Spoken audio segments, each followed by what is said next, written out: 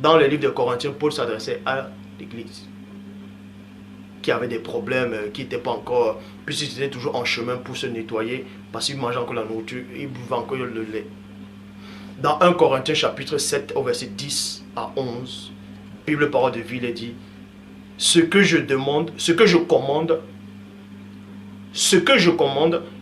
non plutôt, Bible Parole de Vie dans 1 Corinthiens 7, 10 à 11, à ceux qui sont mariés, voici ce que je commande, virgule, ou plutôt, ce n'est pas moi, c'est le Seigneur. 2 points. Le mari ne doit pas renvoyer sa femme, virgule, et la femme ne doit pas quitter son mari. Si elle est séparée de son mari, qu'elle reste seule. Ou alors qu'elle fasse la paix avec lui. Là, c'est le Seigneur qui le dit. Mais il le dit uniquement aux gens de l'église, à ceux qui croient en lui, à ceux qui l'ont accepté, à ceux qui veulent le suivre.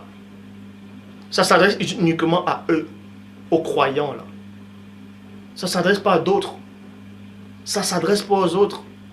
Donc toi, si tu es lié avec une femme qui n'écoute pas les messages, une femme qui ne suit pas Dieu, une femme qui te répond, qui t'insulte, qui ne veut même pas que tu pries, qui ne veut même pas que tu prononces Dieu, que tu parles même de Dieu dans la pièce. Parce qu'elle est là, tu n'as même pas envie de parler de Dieu parce que tu as peur de l'irriter. Ce n'est pas Dieu qui vous a unis. Ah, je te le dis, je suis mieux placé pour le savoir. Ce n'est pas Dieu qui vous a unis. Ce n'est pas ta femme. Ce n'est pas ta femme. Ce n'est pas ta femme. Parce que Dieu ne t'a pas appelé à vivre ainsi, dans la peur.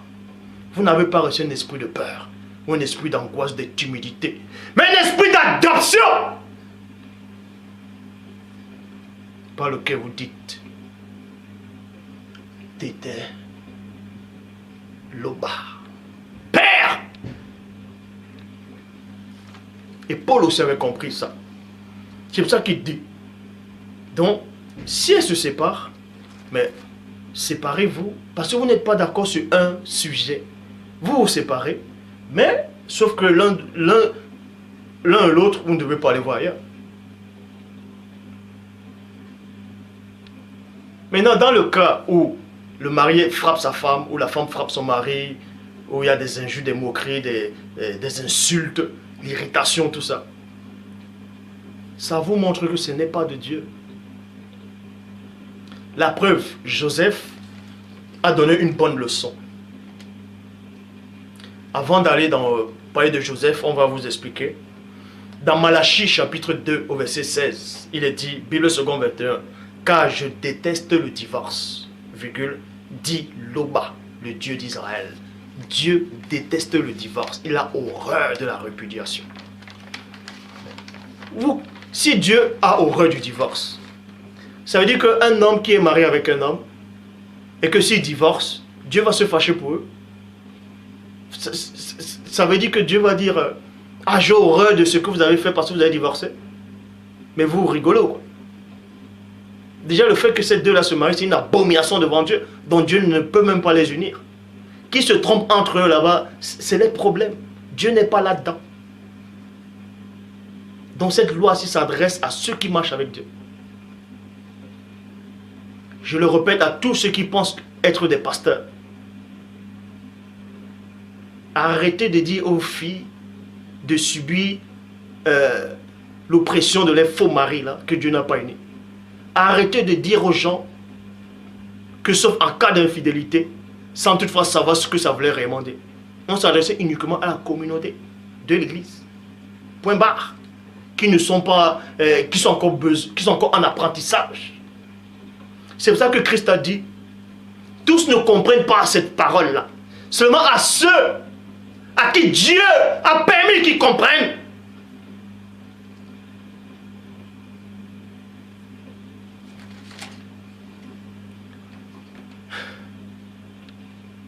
Bible parole de vie. En effet, voici ce que dit le Seigneur Dieu d'Israël. Si quelqu'un renvoie sa femme parce qu'il l'a